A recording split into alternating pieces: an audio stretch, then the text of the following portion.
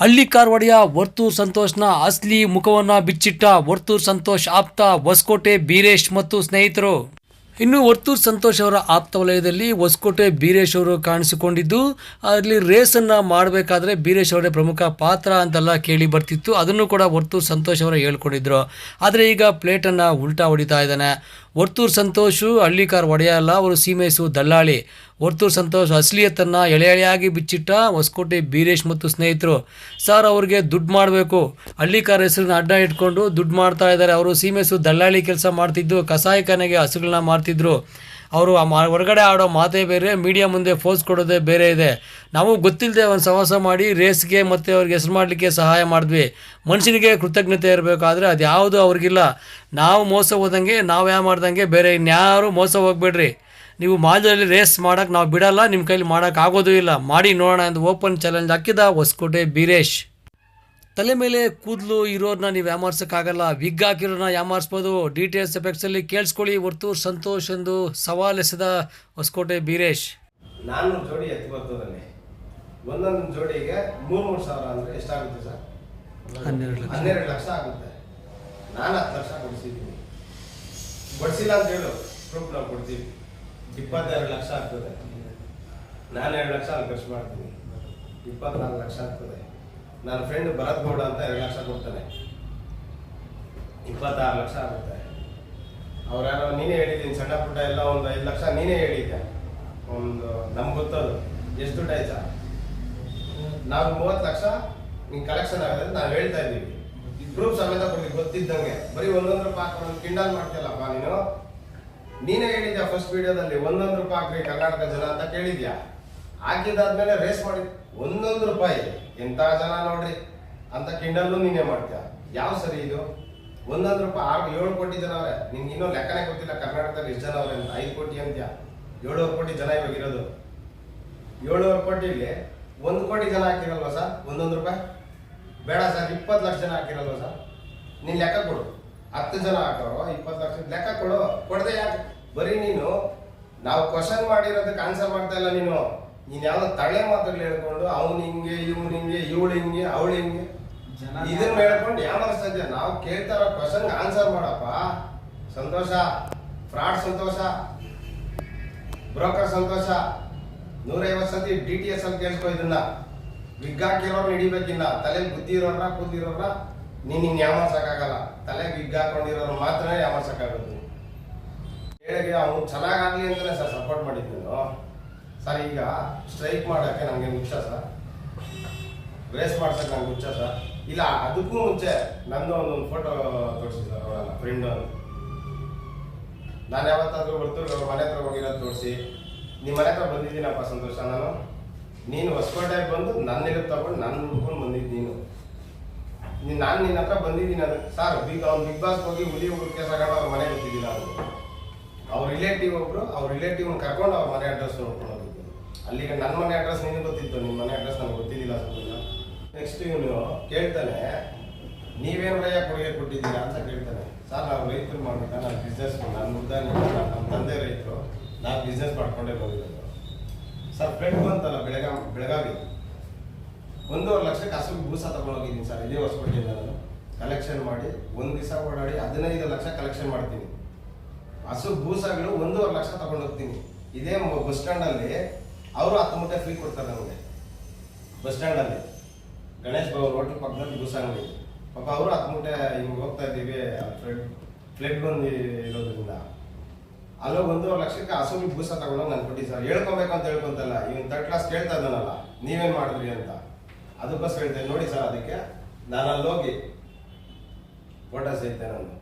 ಇದು ಹೇಳ್ಕೊಬೇಕು ಅಂತ ತೋರಿಸ್ಕೊಬೇಕು ಅಂತಲ್ಲ ಸರ್, ಅವ್ನು ತಿಳ್ಕೊಬೇಕು. ಅವನೇನು ಕೊಟ್ಟು 1 ಮೂಟೆ ಬೂಸ ಕೊಟ್ಟಿರೋದು ತೋರಿಸ್ಲಿ ಅವನು. ನಾನು ಕೊಟ್ಟಿದ್ದೆ 15 ಲಕ್ಷ ರೂಪಾಯಿ ಕಲೆಕ್ಷನ್ ಮಾಡಿ. ಅದೆಲ್ಲ ಇದೆ ನೋಡಿ ಸರ್ ಫೋಟೋಗಳು. ಅಲ್ಲಿ ಪಾಪ ಜನಗಳಿಗೆ ರೇಷನ್ನು, ಚಪ್ಪಲಿ, ಬಟ್ಟೆ, ಸ್ಕೂಲ್ ಮಕ್ಕಳಿಗೆ ಬಿಸ್ಕೆಟ್ಟು, ಬ್ರೆಡ್ಡು, ಇಲ್ಲಿ ನೋಡಿ ಸರ್ ಎಲ್ಲ ಇದೆ ನೋಡಿ. ಫೇಸ್ಬುಕ್ಕಲ್ಲಿ ಹಾಕಿರೋದು ಕಾಣ್ತಾ ಇಲ್ಲ.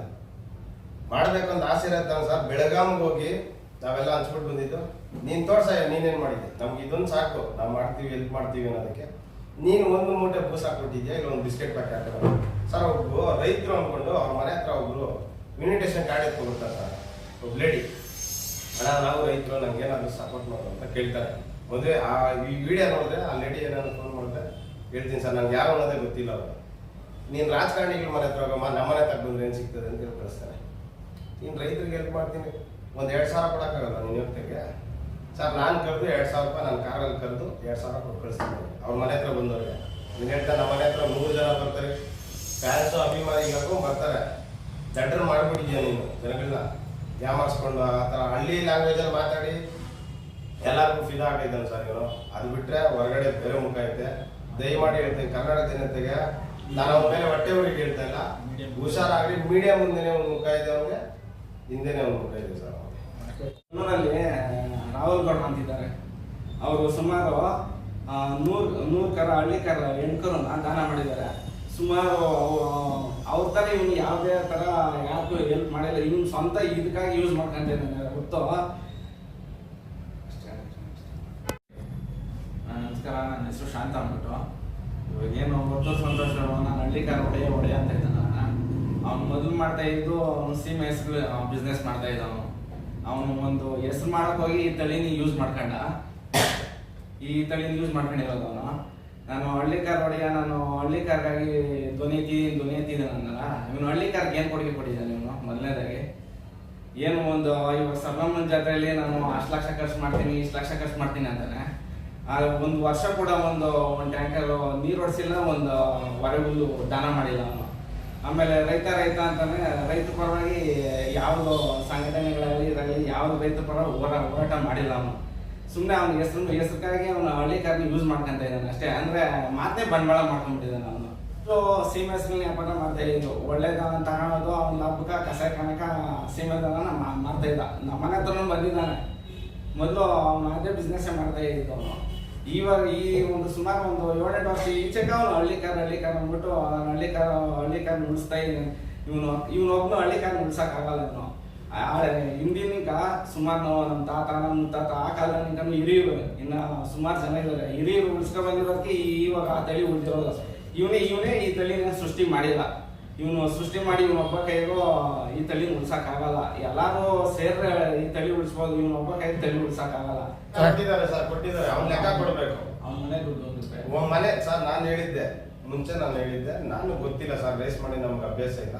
ಇದಕ್ಕೆಲ್ಲ 50 ರಿಂದ 60 ಲಕ್ಷ ಖರ್ಚಾಗಿರ್ತದೆ ಅಂತ ನಾನು ಅನ್ಕೊಂಡಿದ್ದೆ ಸರ್. ಆಮೇಲೆ ನಾನು ನಮ್ಮ ಫ್ರೆಂಡ್ನ ಕೇಳಿದೆ, ಬೇರೆ ಯಾರೋ ರೇಸ್ ಮಾಡೋಲ್ಲ ಎಷ್ಟು ಖರ್ಚಾಗ್ಬೋದು ಅಂತ. ಇದೆಲ್ಲ ಒಂದು 15 ಲಕ್ಷ ಖರ್ಚಾಗ್ಬೋದು. ನಾನೇ 10 ಲಕ್ಷ ದುಡ್ಡು ಕೊಡ್ಸಿದ್ದೀನಿ. ನಾನೇ 2 ಲಕ್ಷ ನಾನು ಅಲ್ಲಿನ ಖರ್ಚುಗಳೆಲ್ಲ ನಾನು ನೋಡ್ಕೊಂಡಿದ್ದೀನಿ. ಇನ್ನು ಕಲೆಕ್ಷನ್ ಮಾತ್ರ ಊರು ತಿರ್ತಾ ಇದ್ದೆ ಕಾರೆತ್ಕೊಂಡು. ಇಲ್ಲಿ ಕೆಲಸ ಮಾಡಿದ್ದು ನಾವು. ಜ್ಞಾನ ಇರಲಿ ಸಂತೋಷ್, ಜ್ಞಾನ ಇರ್ಬೇಕು ನಿಮಗೆ. ನೀನು ಮೀಡಿಯಾ ಸಿಕ್ತು ಅಂದ್ಬಿಟ್ಟು ಬಾಯಿಗೆ ಬಂದಾಗ ನಮಗೂ ಮಾತಾಡೋಕೆ ಬರ್ತದೆ. ಅವಿವೇಕಿಗಳಂತ್ಯ ಯಾರಂತೆ ಬಾಯಿ ಬಿಟ್ಟು ಹೇಳಯ್ಯ, ನೀನು ತಾಕತ್ತಿದೆ. ಇಂಥವರೇ ಅವಿವೇಕಿ ಅಂತ ಹೇಳು. ನೀನು ಅವಿವೇಕಿನ ಮೂರ್ಖರನ್ನಾಗಿ ಮಾಡಿಬಿಟ್ಟೆ. ನೀನು ಬಂದು ನಮ್ಮನ್ನ ಮೂರ್ಖನಾಗಿ ಮಾಡಿ ನಮ್ಮ ಇದಕ್ಕೆ ತಗೊಂಡು ನೀನು ನಮ್ಮನ್ನೇ ತರಲೆ ಮಾಡಕ್ ಕೊಟ್ಟಿದ್ಯಾ. ಇವೆಲ್ಲ ಚೆನ್ನಾಗಿರಲ್ಲ ಸಂತೋಷ್, ನಿನ್ಸ್ಬಿಡು. ಕಾಮಿಡಿ ಎಲ್ಲ ಈ ತಲೆ ಬುದ್ಧಿ ಇರೋರು ಯಾರು ನಿಂಗೆ ಹೆಲ್ಪ್ ಮಾಡಲ್ಲ. ತಲೆ ಬಿಗ್ ಹಾಕೊಂಡಿರೋರು ಮಾತ್ರ ಸಿಗ್ಬೇಕು ನಿಂಗೆ. ಅಂಥವ್ರನ್ನೇ ಹಿಡಿಬೇಕು, ಬಿಗ್ ಹಾಕೊಂಡಿರೋರ್ನೇ ಹಿಡಿಬೇಕು. ಎಲ್ಲರಿಗೂ ನಮಸ್ಕಾರ. ಮಾಧ್ಯಮ ಮಿತ್ರರಿಗೆ ನನ್ನ ಹೆಸರು ರಿತೇಶ್ ಅಂದ್ಬಿಟ್ಟು, ಹೊಸಕೋಟೆ. ಮೊದಲನೇದಾಗಿ ಆತ ರೇಸ್ ಮಾಡಬೇಕಾದ್ರೆ ಕಾರಣಕರ್ತರು ರಿಲೇಷನ್ ಅವರು. ಆನಂತರ ನಮ್ಮ ರಕ್ಷಿತ್ ಅಂತ ನಮ್ಮ ಸೋದರನೇ ಕೊಟ್ಟು ರಕ್ಷಿತ್ ಅಂದ್ಬಿಟ್ಟು, ಅವರು ಕೂಡ ಅವನಿಗೆ ಸಿಕ್ಕಾಪಟ್ಟೆ ಹೆಲ್ಪ್ ಮಾಡಿದ್ದಾರೆ. ಒಂದು ರೇಸ್ ನಡೆಯೋಕ್ಕೆ ಅವರು ಅಲ್ಲಿನ ಜಮೀನು ಕೊಡಿಸಿ ರೈತರ ಎಲ್ಲ ಮಾತಾಡಿ, ಆನಂತರ ಆತನ JCB ಟ್ರ್ಯಾಕ್ಟ್ರು ಆಳುಗಳು ಕಾಳುಗಳೆಲ್ಲ ಕರ್ಕೊಂಬಂದು ಅಲ್ಲಿ ಕೆಲಸ ಮಾಡಿಸ್ತಾ. ನಮ್ಮದ್ರ ಕೈಯಲ್ಲಿ ನೀರು ನಾವೆಲ್ಲ ಉಚಿತವಾಗಿ ನೀರೇ ಕೊಟ್ಟಿದ್ದೀವಿ. ಹಂಗಾಗಿ ನಮ್ಮ ದುಡ್ಡೇ ಬೇಡ. ಅಲ್ಲಿನ ನಮ್ಮ ರಕ್ಷಿತ್ ಅನ್ನೋರಿಗೆ ಅಲ್ಲಿ JCB ಖರ್ಚು ವೆಚ್ಚು ಸುಮಾರು ಒಂದು 2 ರಿಂದ 3 ಲಕ್ಷ ಆಗಿದೆ. ಇನ್ನು 1 ಲಕ್ಷ ಕಾಸು ಕೊಟ್ಬಿಟ್ಟು 100 ಸಲ ಫೋನ್ ಮಾಡಿದ್ರು, ರೇಸ್ ಮುಗ್ಬಾಯಿ ಕೊಟ್ಟಿಲ್ಲ, ಮಾನ್ಯ ದಿನ ಬಾ ಅಂದ್ರು. ಮಾನ್ಯ ದಿನ ಮನೆ ಹತ್ರ ಹೋದ್ರು ಕಾಯಿಸೋದೆ, ಫೋನ್ ಮಾಡ್ರು ಒಂದು ರಿಸೀವ್ ಮಾಡಲ್ಲ. ಆನಂತರ ಏನು ಅವ್ರ ಸ್ನೇಹಿತರು ಫೋನ್ ಮಾಡ್ರು ಅವ್ರು ಕೂಡ ರೆಸ್ಪಾನ್ಸ್ ಇಲ್ಲ. ಕಾಸು ಕೊಡ್ಬೇಕನ್ನೋದು ಅವನು ಹೇಳ್ತಾನೆ, ಯಾರ ದುಡ್ಡಲ್ಲೂ ನಾನು ಬದುಕಿಲ್ಲ, ಯಾರ ಅಂಗಲ್ಲೂ ಇಲ್ಲ, ನಾನು ದುಡ್ಡು ಹಾಕಿನಿ ಸ್ವಯಂ ಪ್ರೇರಿತ ಅಂತಾನೆ. ಹಂಗಂದ್ರೆ ಯಾಕೆ JCBಗೆ ಮತ್ತು ಟ್ರ್ಯಾಕ್ಟರ್ಗಳಿಗೆ ಆಳುಗಳಿಗೆ ಕಾಳುಗಳಿಗೆ ಯಾಕೆ ದುಡ್ಡು ಕೊಟ್ಟಿಲ್ಲ? 2 ಲಕ್ಷ ಏನು ಸುಮ್ಮನೆ ಬರ್ತಿತ್ತ? ಇವನು ಇಲ್ಲಿ ಏನೋ 1 ರೂಪಾಯಿ ಹಾಕಿ 100 ರೂಪಾಯಿ ಎತ್ಕೊಂಡು ಕಳ್ಳ ಇವನು. ಮೊನ್ನೆ ಹೇಳ್ತಾನೆ ಯಾವುದೇ ಕಾರಣಕ್ಕೂ ನಿಮ್ಮ ಹೆಸರು ಹೇಳೋದು ಅಂತ. ಅವಾಗ ಆ ಸಾಮರ್ಥ್ಯನೇ ಇಲ್ಲ, ನಮ್ ಸಾಮರ್ಥ್ಯ ಇದೆ, ಆ ಧೈರ್ಯ ಇದೆ. ಅವನ ಹೆಸರು ಇವಾಗ್ಲೂ ನಾನು ಬೀರೇಶ್ ಅನ್ನೋದು ಎಲ್ಲರೂ ಕೂಡ ಓಪನ್ ಆಗಿ ಬಂದು ಹೇಳ್ತೀವಿ. ಕೇಳಿಸ್ಕೊಳ್ಳೋ ವಿಡಿಯೋನ ಹೋಮ್ ಥಿಯೇಟರ್ ಹಾಕಿ HD ಕ್ವಾಲಿಟಿ ಕೇಳಿಸ್ಕೊ. ಫ್ರಾಡ್ ಸಂತೋಷ ನೀನು, ಫ್ರಾಡ್ ಸಂತೋಷ ಹೆಸರು ಹೇಳು, ಓಪನ್ ಆಗಿರ್ತೀರಿ. ನೀನು ತಾಕಾತಿದ್ರೆ ಹೇಳು. ಅವ್ನು ಹೇಳ್ತಾನೆ ಯಾವುದೇ ಕಾರಣಕ್ಕೂ ನಿಮ್ಮ ಹೆಸರಲ್ಲ, ಅದೇನೋ ಬಿರಿಯಾನಿ ತಿನ್ಬೇಕಂತ ಅವನ ಹೆಸರು ಹೇಳ್ಕೊಂಡು ಹುಡ್ದಾಯಿಂದ ಅವನೇ ಬಿರಿಯಾನಿ ಹಾಕಿರೋದು. ಅವ್ನು ಹೇಳ್ತಾನೆ ಹೊಸಕೋಟೆ ತಾಲೂಕು ಜನರಿಂದ ಅವ್ನು ಬೆಳೆಯೋದು. ಇವತ್ತೇನಾದ್ರು ರೇಸ್ ಮಾಡಿದೆ ಅಂದ್ರೆ ಇವತ್ತು ಬೀರೇಶ್ ಅನ್ನೋದಾಗಿರ್ಬೋದು, ಎಲ್ಲಾರು ಸ್ನೇಹಿತರು ಸಾಮರ್ಥ್ಯದಲ್ಲಿ ಆಗಿರೋದು, ಈ ಮಾಧ್ಯಮ ಮಿತ್ರರು ಅವನ್ನೆಲ್ಲ ಹೈಲೈಟ್ ಮಾಡಿದ್ಕೆ ಇವತ್ತು ಒಂದು ಬಿಗ್ ಬಾಸ್ ಹೋಗಿ ಇವತ್ತೊಂದು ಹೆಸರು ಮಾಡಬೇಕು.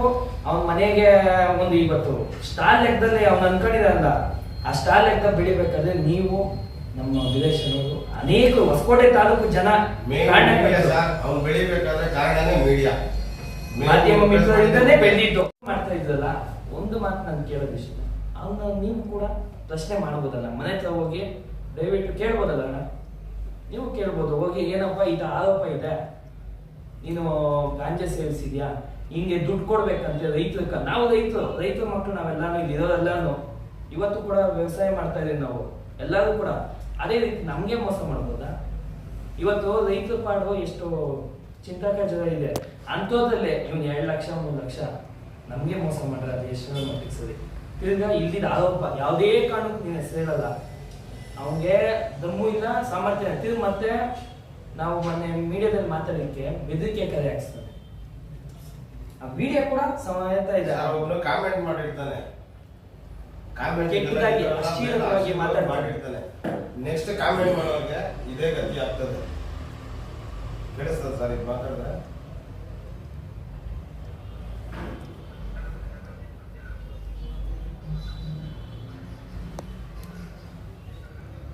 ಅಲ್ಲ ಸರ್, ಬ್ರೋಕರ್, ದಳ್ಳಾಳಿ, ರೈತರ ಹತ್ರ ಹಸು ಖರೀದಿ ಮಾಡೋದು, ಈಗ ಬ್ರ್ಯಾಂಡ್ ಕ್ರಿಯೇಟ್ ಮಾಡಿಕೊಂಡು MLAಗಳಿಗೆ, ಮಿನಿಸ್ಟರ್ಗಳಿಗೆ, ಸೆಲೆಬ್ರಿಟಿಗಳಿಗೆ ಹೈಫೈ ಆಗಿ ಸೇಲ್ ಮಾಡೋದು. ಅದನ್ನು ಇವ್ರು ಲಾಭಕ್ಕೋಸ್ಕರ ಇವನು ಮೀಡಿಯಾದಲ್ಲಿ ಬಂದು ಲಾಭಕ್ಕೋಸ್ಕರ ರೈತರ ಹತ್ರ ತಗೊಂಡು ಸೇಲ್ ಮಾಡೋದು ಮನೇಲಿ ಇಟ್ಕೊಂಡು ಸಾಕಲ್ಲ. 100% ಅವ್ನು ಬ್ರೋಕರ್, ಖರೀದಿ ಮಾಡಿ ಸೇಲ್ ಮಾಡೋ ಅಂತ ವ್ಯಕ್ತಿ ಅವನು. ಜೊತೆಲಿ ನಿಂತ್ಕೊಂಡ್ರೆ ನೀವು ರೇಸ್ ಎಲ್ಲ ಮಾಡಿಸ್ತೀರಿ, ಬೇರೆ ಕಡೆ ಸಪೋರ್ಟ್ ಎಲ್ಲ ಮಾಡಿಸ್ತೀರಿ, ಬೀರೇಶನೇ ರೇಸ್ ಮಾಡೋದು ಅನ್ನೋ ರೀತಿಯಲ್ಲಿತ್ತು. ಈಗ ಯಾಕೆ ಸರ್ ಹೀಗಾಗಿದೆ, ಎದುರಾಗಿದೆ ಸರ್? ಈಗ ಅದೇ ಹೇಳ್ತಾರಲ್ಲ, ಅರ್ಕಂಗ್ ಐಶ್ವರ್ಯ ಬಂದ್ರೆ ಅರ್ಧ ರಾತ್ರಿ ಕೊಡೆ ಹಿಡಿತಾರಂತೆ. ಆ ಥರ ಮನುಷ್ಯ ಸರ್, ಆ ಥರ ಕ್ಯಾರೆಕ್ಟರಿಗೆ ಸೇರಿರ್ತೀವಿ. ನೀಟ್ ಟ್ಯಾಂಕರ್ ನಾ ಫ್ರೀಯಾಗಿ ಹೇಳಿ ನಮ್ಮ ಹುಡುಗ ಇವನೇ ಹೊಡ್ತಿದ್ದೆ, ನೀರುಗಳೆಲ್ಲ ಅದು ಫ್ರೀಯಾಗೇ ಮಾಡಿಸಿದ್ದು. ನಮ್ಮ ಹುಡುಗ ರಕ್ಷಿತ್ ಅಂತೇಳಿ ಕ್ಲೀನ್ ಮಾಡೋಕ್ಕೆಲ್ಲ ಅವ್ನಿಗೆ ಒಬ್ಸಾಗ ಏನಾಗಿದೆ, ಅವನು ಹಣ ದುಡ್ಡು ಏನಿದ್ರು ನಾನು ಕೊಡ್ತೀನಿ, ಕೆಲಸ ಮಾಡಿಕೊಡಿ ಅಂತ ಹೇಳಿದ್ದೆ. ಪಾಪ ಅವನ್ನೆಲ್ಲ ಅದ್ರ ಪ್ರಕಾರವಾಗಿ ಎಲ್ಲ ಮಾಡಿಕೊಟ್ಟ. ಅದಾದ್ಮೇಲೆ ಬಂದು ದುಡ್ಡು ಕೇಳಿದಾಗ, ಹಣ ಪಾರ್ಕಿಂಗ್ ಬರ್ತಾವಲ್ಲ ಗಾಡಿಗಳು, ಆ ಕಲೆಕ್ಷನ್ ಮಾಡ್ಕೊಂಬಿಡಿ, ನಿಮ್ಗೆ ಇನ್ನೂ ಹೆಚ್ಚಿಗೆ ದುಡ್ಡು ಸಿಗ್ತದೆ ಅಂತ ಐಡಿಯಾ ಕೊಡ್ತಾರೆ. ಅದು ಅಲ್ಲಿ ಆಗಲ್ಲ, ನಡೆಯಲ್ಲ. ಅಲ್ಲಿ ಲಕ್ಷಾಂತರ ಜನ ಬಂದಿರ್ತಾರೆ, ಕಲೆಕ್ಷನ್ 10 ರೂಪಾಯಿ ಕಲೆಕ್ಷನ್ ಮಾಡೋಕ್ಕಾಗಲ್ಲ. ಅದಾದ್ಮೇಲೆ ನೀವು ಕೊಡಬೇಕು ಅಂತ ಹೇಳಿದಾಗ ಒಪ್ಕೊಂಡು ಹೋಗ್ತಾರೆ. ಆಮೇಲೆ ರಕ್ಷಿತ್ ಲಾಸ್ಟ್ ಟೈಮ್ ಮೀಡಿಯಾದಲ್ಲೆಲ್ಲ ಹೇಳಿದ್ದಾರೆ, 100 ಸತಿ ಫೋನ್ ಮಾಡಿದ್ರು ಫೋನ್ ಪಿಕ್ ಮಾಡಲ್ಲ.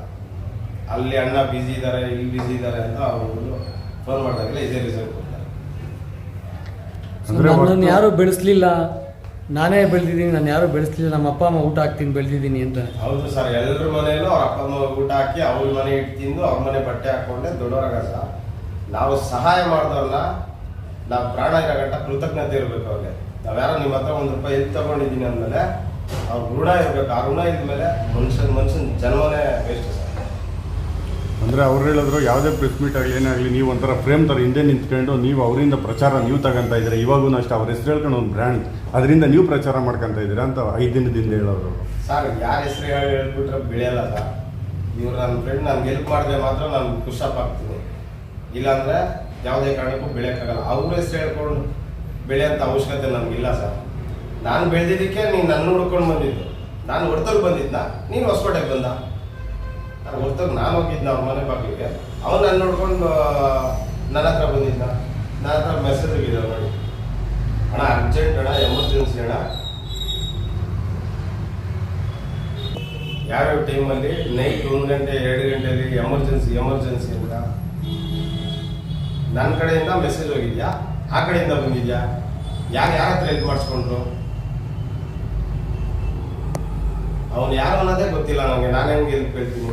ಹೊಸಕೋಟೆಯಲ್ಲಿ ಯಾರು ನೀಡಿದ್ರೆ ಕೆಲಸ ಆಗ್ತದೆ ಅಂತ ತಿಳ್ಕೊಂಡು ನಮ್ಮನ್ನ ಬಂದು ಪರಿಚಯ ಮಾಡಿಕೊಂಡು ಕೆಲಸ ಮಾಡಿಸ್ಕೊಂಡು ಇವತ್ತು ನಮ್ಮನ್ನೇ ಕಾಮಿಡಿ ಪೀಸ್ ಅನ್ಕೊಂಡ್ಬಿಟ್ಟಿದ್ದೆ ನೀನು.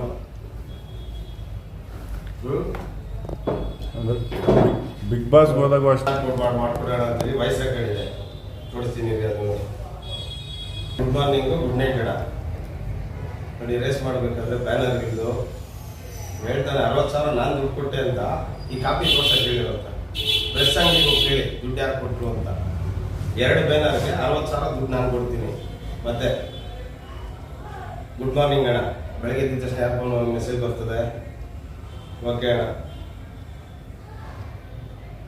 ಗುಡ್ ಮಾರ್ನಿಂಗ್ ಅಣ್ಣ, ನಿನ್ನ ಕೆಲಸ ಆಗಬೇಕಾಗಿತ್ತು ಬೆಳಗ್ಗೆ ರಾತ್ರಿ ನಾನು ಜ್ಞಾಪಕ ಬರ್ತಾ ಇದ್ವಿ. ಈಗ ನೀನು ಕೆಲಸ ಮಾಡಿಸ್ಕೊಂಡು ಬಿಗ್ ಬಾಸ್ಗೆ ಹೋಗಿ ಸ್ಟಾರ್ ಆಗ್ಬಿಟ್ಟಿದ್ಯಾ ಅಂದ್ಬಿಟ್ಟು ನಮ್ಮನ್ನ ಕಿಂಡಲ್ ಮಾಡೋದು ಸರಿ ಕಾಣುತ್ತೆ. ಯಾಕಂತಂದ್ರೆ ನನ್ನ ಮನೆ ದುಡ್ಡು ಈಗ ಪ್ರತಿ ಮೀಡಿಯಾದಲ್ಲೂ ಅವ್ನು ಮನಿ ಮೈಂಡ್ ಇಲ್ಲ ಅಂತ ಹೇಳ್ತಾನೆ. ನಾನು ದುಡ್ಡು ಮಾಡೋ ಇದಿಲ್ಲ ಅಂತ ಪ್ರತಿಯೊಂದರಲ್ಲೂ ನಾನು ದುಡ್ಡು ಖರ್ಚು ಮಾಡಿದೆ ನಾ ಜನನ್ ಯಾಮಾರಿಸ್ತಾ ಇದ್ದಾರೆ. ನಾನು ದುಡ್ಡು ಖರ್ಚು ಮಾಡಿದೆ, ನಾವೆಲ್ಲೂ ಹೇಳಕ್ ಹೋಗ್ಲಿಲ್ಲ. ನಾವು ಮಾಡಿ ಸಹಾಯನ ಯಾವತ್ತೂ ಹೇಳ್ಕೊಂಬೋದು. 10 ಲಕ್ಷ ನಾನು ನಮ್ಮ ಯಜಮಾನ ಹತ್ರ ದುಡ್ಡು ಕೊಡಿಸ್ತೀನಿ. 2 ಲಕ್ಷ ನಾನು ಒಂದು ಸೆಕೆಂಡ್ ಪ್ರೈಸ್ದು ನಾನು 1 ಲಕ್ಷ ಕೊಡ್ತೀನಿ ಅಂತ ಮಾತು ಕೊಟ್ಟಿರ್ತೀನಿ. ಈ 2 ಲಕ್ಷ ಖರ್ಚು ಮಾಡ್ತೀನಿ ನಾನು. ಅದಾದ್ಮೇಲೆ ಬೇರೆ ಹೇಳಿದ್ದೀನಿ, ಹಿಂದೆ ಪ್ರೆಸ್ ಮೀಟಲ್ಲೆಲ್ಲ ಹೇಳಿದ್ದೀನಿ, ಪೊಲೀಸವ್ರ ಖರ್ಚು 1 ಲಕ್ಷ ಆಗಿರ್ತದಪ್ಪ, ನೀನು ನನಗೆ ಕೊಡಬೇಕು ಅಂತ ನಾನು ನಿಂಗೆ 2 ಬಂಡು 55,000 ಬಂಡು ನೀನು ಕೊಡ್ತೀನಿ ನಾನು ತಗೊಂಡು ಇವತ್ತು ನಾನು ಕೇಳೂ ಇಲ್ಲ, ನೀನು ಕೊಡಲೂ ಇಲ್ಲ. ಬೇಡ, ನಾವು ಅದ್ರ ಪ್ರಶ್ನೆನೇ ಇತ್ತಲ್ಲ, ದುಡ್ಡಿನ ಬೇಡ ಬೇಡ.